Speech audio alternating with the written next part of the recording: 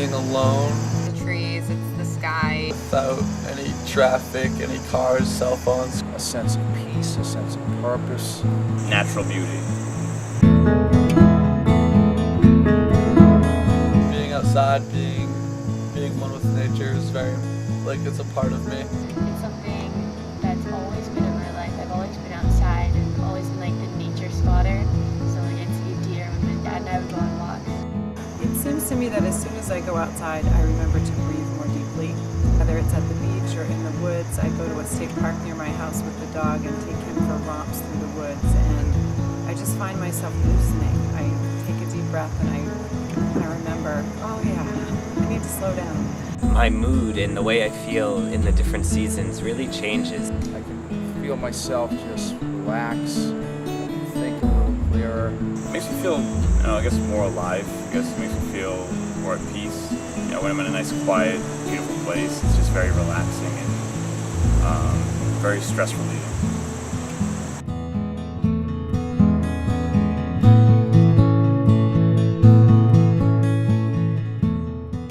I think there's something to be said about literally getting a breath of fresh air once in a while. I go running a lot in the woods. On cross country, we go running in the parklands, and there's a lot of trees and leaves in there. It's nice to be running around a pond and getting to see some of the wildlife. It's a serene type of feeling when you're out running. You really feel like you're part of the planet Earth when you're in nature.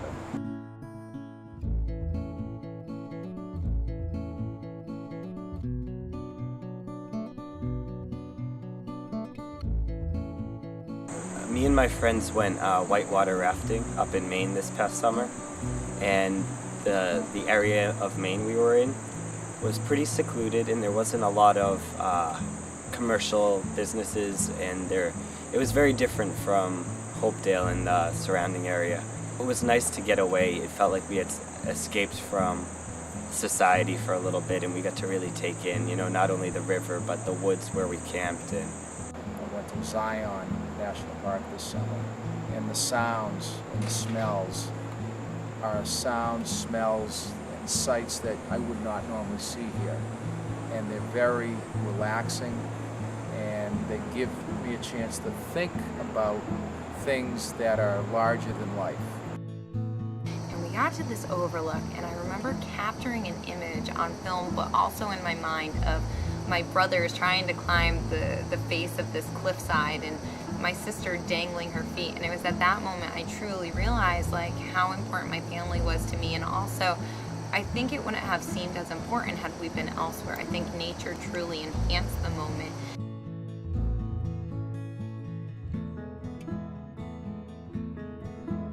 I am fortunate enough to be able to end my day with a cup of tea out on my back porch, my back deck, with just the sounds of crickets, whatever other sounds that you hear in the woods at nighttime. It's very comforting to me to look out the window when I'm doing the dishes or I'm going to bed at night and see the peaceful backyard with the trees and moonlight or sunlight, birds, squirrels, rabbits, and sometimes deer. There's this lovely sense that we're sharing that space with other creatures. And you're not sitting in traffic and listening to a horn beep or waiting for a red light to turn green or looking at a clock, all these man-made things.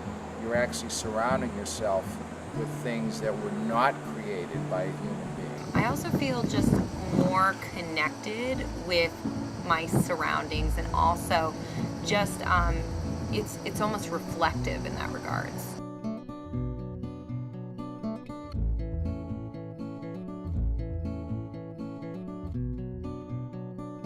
Throughout the summers growing up, I would like to read books because there wasn't really much else to do. But I didn't like being stuck in the house. I would go and I'd lay in the grass in my front yard, and I just loved being able to read outside. I remember being very young with my mom. She would always buy these bleeding hearts, which is like a type of flower on a bush, and they're still my favorite flower. They'll always be my favorite flower. When I was younger, we were at Purgatory Castle in Sutton. We were on this trail, and then we see this bird. It's bright red. It's really beautiful with this black wing. So I was saying, oh, Dad, I know the bird. It's a scarlet tanager. He's like, are you sure? Are you sure? I said, yes. So when we got home, I had this old bird calendar in it. So I looked through it, and I found the scarlet tanager, probably June of the calendar, and I brought it down. I was like, Dad, look, that's the bird we saw. I remember being 13 years old and walking in the evening in the summer with my grandfather to a jetty that was at the far end of the beach where we go in the summer. I was so moved by the beauty of the moonlight on the water that I wanted to write a poem. And I started to think of the poem in my head, but I was afraid I would forget it. And so I timed the poem to my footsteps on the beach, and I tried to keep the meter of the poem in time with my feet. I got back to the house and I immediately sat down and tried to write it all out so that I wouldn't forget it. And I still remember that night, and I still remember how the beauty of the beach and the moonlight and the warm summer air made me want to write about it. And I think nature has often been an inspiration for writing for me, and I think it is for a lot of people.